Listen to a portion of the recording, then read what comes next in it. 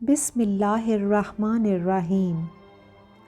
ابن شہر عاشوب نے خالد بن سما سے روایت کی ہے کہ ایک دن خلیفہ وقت ہارون رشید نے علی ابن صہلہ طالقانی نامی ایک شخص کو طلب کیا اور اس سے پوچھا، کیا تم وہی شخص ہو جسے بادل چین سے اٹھا کر طالقان لے آئے تھے؟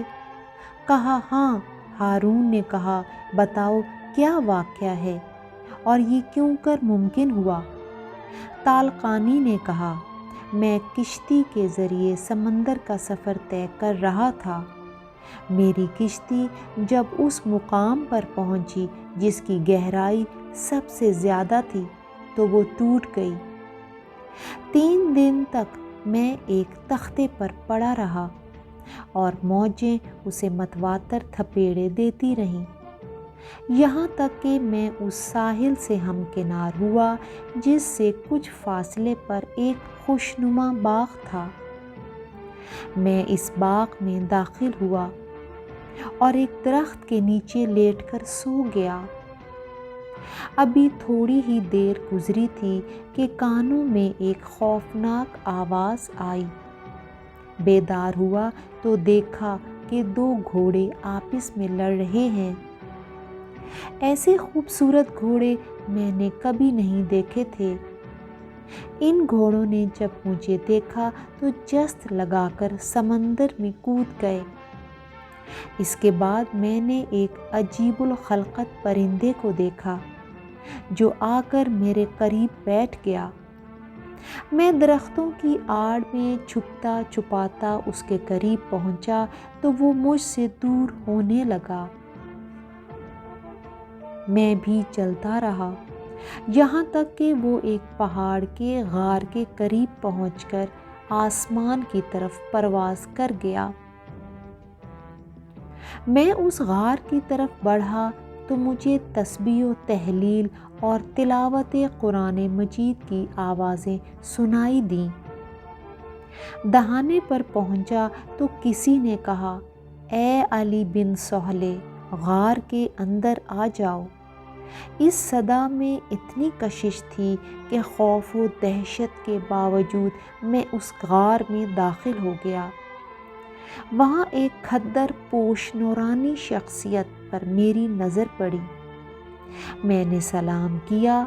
انہوں نے سلام کا جواب دینے کے بعد فرمایا، اے پسر صہلہ، تم بھوک، پیاس اور خوف کے امتحان میں کامیاب ہو چکے ہو۔ میں اس وقت کو جانتا ہوں جب تم کشتی پر سمندر کا سفر طے کر رہے تھے اور تمہاری کشتی ٹوٹ کر بکھر گئی تھی۔ میں اس وقت کو بھی جانتا ہوں جب تم نے طوفانوں اور موجوں سے نجات پائی اور ایک باغ میں داخل ہو کر 2 خوبصورت چیزیں دیکھیں۔ میں یہ بھی جانتا ہوں کہ تم نے پرندے کا پیچھا کیا اور وہ تمہیں یہاں تک لے آیا۔ اب تم بیٹھ جاؤ۔ معلوم ہوتا ہے کہ بھوک کی شدت تمہیں پریشان کر رہی ہے۔ میں نے عرض کی، بے شک میں کئی روز کا بھوکا ہوں۔ انہوں نے اپنے لبوں کو جنبش دی اور ایک خوان کپڑے سے ڈھکا ہوا حاضر ہو گیا۔ فرمایا، اللہ کی طرف سے جو رزق آیا ہے اسے تناول کرو۔ میں نے شکمسیر ہو کر کھانا کھایا۔ ایسا لذیذ کھانا پھر میسر نہ ہوا۔ ان بزرگ نے مجھے پانی پلایا اور میرے ہاتھ دھلائے۔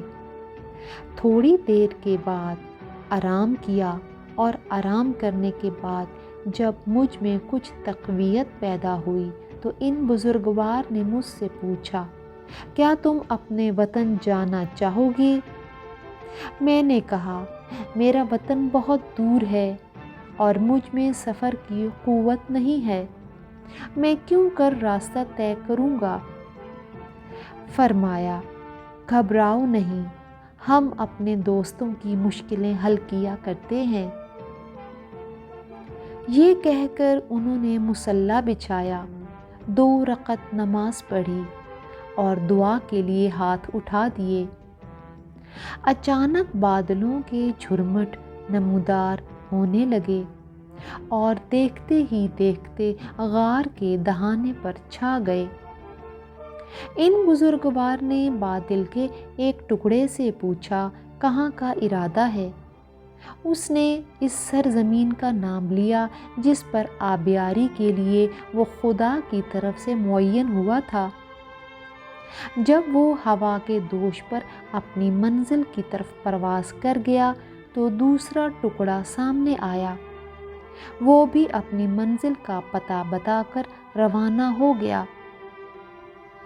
پھر تیسرا ٹکڑا آیا، اس نے کہا، میں طالقان کے لیے مامور ہوا ہوں۔ ان بزرگ نے میری طرف اشارہ کر کے فرمایا کہ اس بندہ مومن کو بھی طالقان لیتا جا۔ پھر وہ ابر زمین کے برابر ہو گیا۔ انہوں نے میرا ہاتھ پکڑ کر اس کے دوش پر سوار کر دیا۔ میں نے وقت رخصت ان بزرگوار کو خدائے وحدہ لا شریک کی قسم اور محمد و آل محمد کا واسطہ دے کر پوچھا کہ آپ کون ہیں اور آپ کا اسم گرامی کیا ہے؟ انہوں نے ارشاد فرمایا، اے علی بن سہل، میں اللہ کی زمین پر اس کی طرف سے حجت ہوں اور میرا نام موسیٰ بن جعفر ہے۔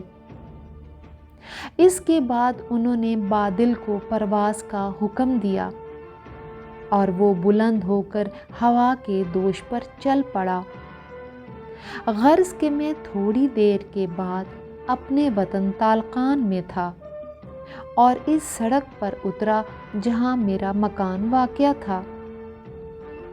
یہ سن کر خلیفہ وقت ہارون رشید، جو کہ امام موسیٰ کاظم علیہ السلام کی روحانی مقام و منزلت کی وجہ سے سخت عداوت رکھتا تھا، کو یہ اندیشہ پیدا ہوا کہ اگر یہ واقعہ عوام میں شہرت پا گیا تو امام موسیٰ کاظم علیہ السلام کی فضیلتیں اور بھی روشن ہو جائیں گی۔ چنانچہ اس نے جلاد کو حکم دیا اور علی بن سہل طالقانی کی گردن اڑا دی گئی۔ ویڈیو پسند آنے پر لائک اور شیئر کریں اور نئی ویڈیوز کے لیے ہمارے چینل کو سبسکرائب کر دیں۔